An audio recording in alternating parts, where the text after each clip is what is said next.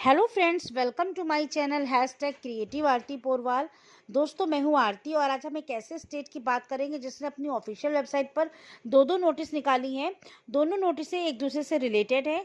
दोस्तों, कम से कम 154 कैंडिडेट की लिस्ट निकाली है जिन्होंने मॉप अप राउंड के बाद भी ज्वाइन नहीं किया है, तो सीट्स वैकेंट रह गई हैं, तो फिर से रजिस्ट्रेशन स्टार्ट हो गए हैं। तो दोस्तों, पूरी न्यूज़ देने से पहले अगर अभी तक आपने मेरे चैनल को सब्सक्राइब नहीं किया है तो सब्सक्राइब कर लीजिए और उसके आगे जो बेल आइकन का बटन है उसे भी प्रेस कर दीजिए ताकि सारी लेटेस्ट इन्फॉर्मेशन आपको मिलती रहे। और अगर आपको ये वीडियो अच्छा लगे तो इसको लाइक और शेयर करिएगा। तो चलिए दोस्तों, आपको बताते हैं। दोस्तों, Kaloji Narayana Rao university of health science Telangana की ही ये खबर है। दोस्तों, आपको बता दूं, बीडीएस में अभी भी एडमिशन चल रहे हैं। आपको मालूम है कि डेट 15 जनवरी से बढ़ाकर 30 जनवरी कर दी गई है। तो जो भी सीट्स बीडीएस की वैकेंट रह गई हैं उनके लिए फिर से रजिस्ट्रेशन और काउंसलिंग चल रही है। तो दोस्तों, यही हाल तेलंगाना का भी है। तेलंगाना में अभी जो लिस्ट निकली थी उसमें 154 कैंडिडेट्स ऐसे हैं जिन्होंने अभी भी ज्वाइन नहीं किया है। तो आपको बता दूं, Kaloji Narayana Rao university of health science Telangana ने BDS admission under competent authority quota के तहत एक लिस्ट निकाली है जिसमें list of not join candidates after mop up round counselling के बाद इतने कैंडिडेट्स ऐसे हैं जिन्होंने अभी ज्वाइन ही नहीं किया है, तो सीट्स और भी वैकेंट हो गई हैं।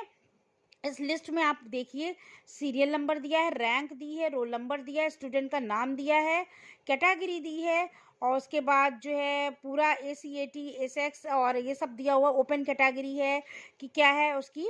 तो इस तरह से कुल जो कैंडिडेट्स हैं इस लिस्ट में 154 कैंडिडेट्स हैं।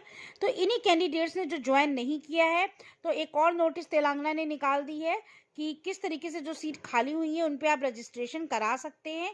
तो notification of lowering of cut off, ये तो मैंने आपको पिछले वीडियो में बता दिया था।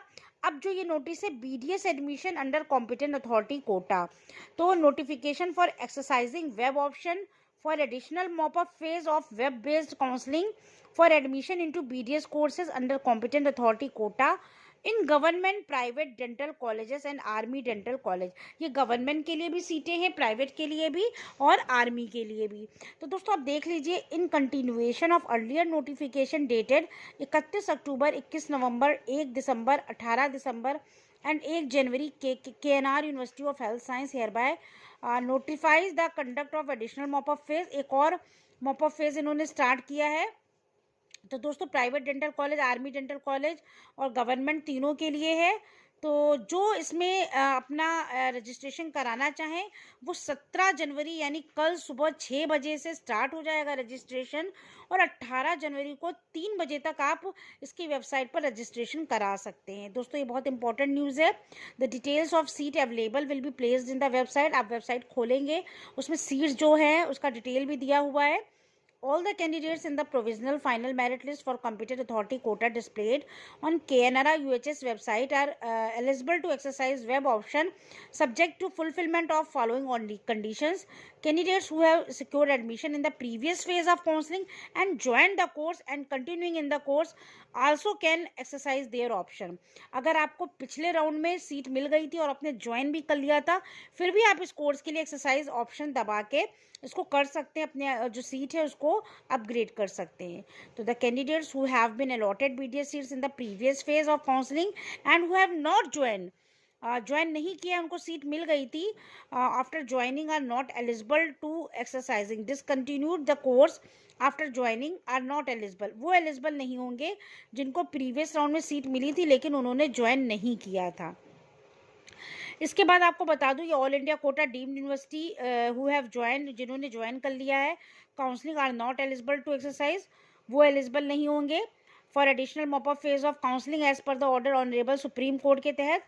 तो इसमें एलिजिबिलिटी भी दी हुई है, कौन एलिजिबल है कौन नहीं एलिजिबल है, बहुत सारे पॉइंट्स दिए हुए हैं। Candidates are informed that they have to exercise web option to the college in which they are interested to join. जिस कॉलेज में वो इंटरेस्टेड हो उस कॉलेज को चॉइस फिलिंग में डाल सकते हैं। If a candidate is allotted a seat in BDS course in additional mop up phase of counselling, अगर आपको मिल जाती है कोई सीट तो उनको जो है और एंड डज नॉट ज्वाइन, और वो ज्वाइन नहीं करते हैं तो उनको 3 लाख रुपए of bond amount, payment of tuition fee for the entire course, and the candidate is debarred from admission into ये फॉर 3 years। उनको 3 साल तक जो है एडमिशन उसमें नहीं मिलेगा। अगर कैंडिडेट को सीट मिल जाती BDS कोर्स में और वो ज्वाइन नहीं करता है तो उसको पेनाल्टी भी लग सकती है 3 लाख रुपए की। जो बॉन्ड अमाउंट है ये पेनाल्टी लग जाएगी। 1 time password will be send to the registered phone number, और इस तरह से उनको पूरा रजिस्ट्रेशन करना है। इंस्ट्रक्शन आपको वेबसाइट पर मिल जाएंगे, आप देख सकते हैं वेबसाइट को जैसे ही लॉगिन करेंगे, और डाउनलोड कर सकते हैं आप अपना अलॉटमेंट लेटर फ्रॉम वेबसाइट। और जो आपको ऑनलाइन पेमेंट मेथड है वो डेबिट कार्ड, क्रेडिट कार्ड से कर सकते हैं या इंटरनेट बैंकिंग से कर सकते हैं। Candidate has to take print out आप निकाल लीजिएगा अपने अलॉटमेंट ऑर्डर का, check their allotment and report to the principal of the dental college. आपके डॉक्यूमेंट्स का जो वेरिफिकेशन भी होगा उसमें इन्फॉर्म किया जाएगा, और provisional allotment letter cancel and action में भी एज पर यूनिवर्सिटी इक्वेशन। इसके बाद आपको बता दूं selected candidates have to report to the principal of the respective college, और जो आपको कॉलेज या डेंटल कॉलेज मिलेगा उसमें अलॉट होगा, आपको जाके वहाँ पर समय से ओरिजिनल सर्टिफिकेट का वेरिफिकेशन कराना होगा। इसके बाद if the candidate does not fulfil, अगर आप कोई भी चीज़ आपकी एलिजिबिलिटी गलत पाई गई तो आपको एडमिशन नहीं मिलेगा, और ऊपर से आपको पेनाल्टी भी लग सकती है। The university fee once paid shall not be refunded, किसी भी हालत में जो आप जो फीस पे करेंगे वो रिफंड नहीं होगी। If the candidate faces any difficulty the following numbers में भी कॉन्टैक्ट नंबर दिए, आप इस पर फॉलो जो है कॉन्टैक्ट कर सकते हैं।